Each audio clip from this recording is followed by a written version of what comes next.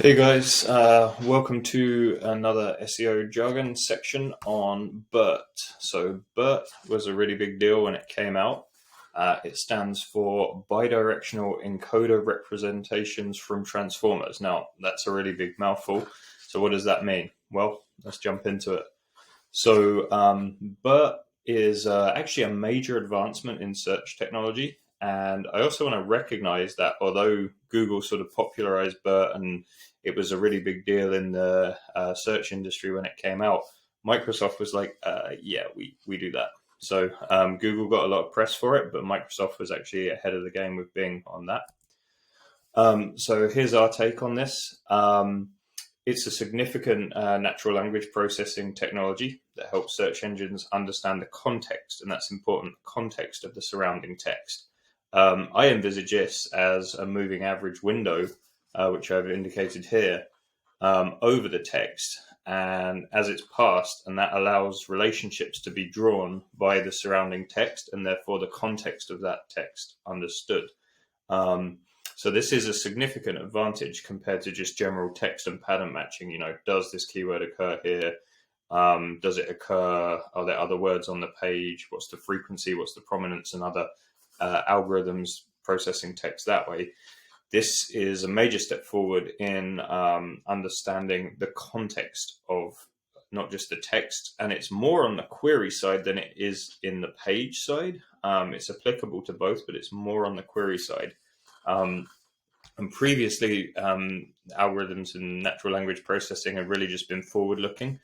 So this looks both ways from a word. Like I say, I envisage this as this moving average window that passes the text and understands the context of the surrounding text. So what do you do about it? Business as usual. There's really not much to optimize for BERT. Just be aware and understand the nature of it, and that this is the trajectory of search technology. It's not about keyword density. It's not about the number of tags and the code structure. It's evolving into a much more advanced entity recognition, natural language processing technology that is really trying to find the users the best resource. So that means producing the best quality website and web resource for people, the best content, the best structure, nice user experience, easy to say but hard to do. Right for people, as always. Advice is always right for people first, search engine second. Now, really, search engines should just be considered people, so just right for people. You always should remember that. One thing to consider when writing is generally err on the side of shorter sentences. So BERT does much better with shorter sentences. There is another player in this NLP algorithm space called, well, there's many, but another one Google is currently trialing, and it's not yet known whether they're actually using this or not, but they have another algorithm called Smith, which has better performance on longer sentences and longer pieces of content. But the advice now is to keep them short, short paragraphs, white space, nice and readable, scannable. Another fairly hot topic right now is scannable content. And as I said, plenty of white space. Don't optimize your content for BERT. There's no such thing. I hear people talk about it, man, just don't do it. Just write for people and don't write an essay. Also, a lot of noise on the appropriate content length. There are some metrics and some things that you can look at, but really just write it how it needs to be written. Write it so you convey the information that needs to be conveyed that meets the intent of what you're trying to do. Usually that means don't write an essay.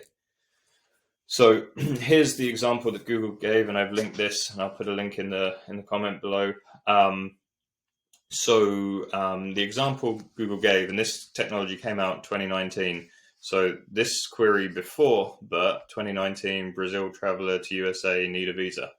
As humans, we can interpret that as somebody's trying to understand if they're traveling to the USA, do they need a visa? But the sort of general, before BERT, the general sort of textual pattern matches doesn't recognize that. And the result that it pulled is about US citizens traveling to Brazil. The query clearly doesn't mean that, and as humans we can easily interpret that. Now with BERT, it obviously recognizes there's high emphasis on the word to, And that's what BERT really does. So it understands the context of the surrounding text to that to word there, and this is what you get returned after BERT. Clearly, it's an embassy and consulate thing in Brazil where someone would apply for that visa and tourism permits. Don't know anything about that myself, if it's required or not. But there is the example of BERT in action that Google gave. So very, very powerful technology. Be aware of it. Yeah, and the acronym is, let's just jump back to it. The acronym is Bidirectional Encoder Representations from Transformers, a really tech jargony kind of word. That's what it is, and I've shown you what it does. There's nothing you really need to do about it. Just be aware of it. Thanks, guys.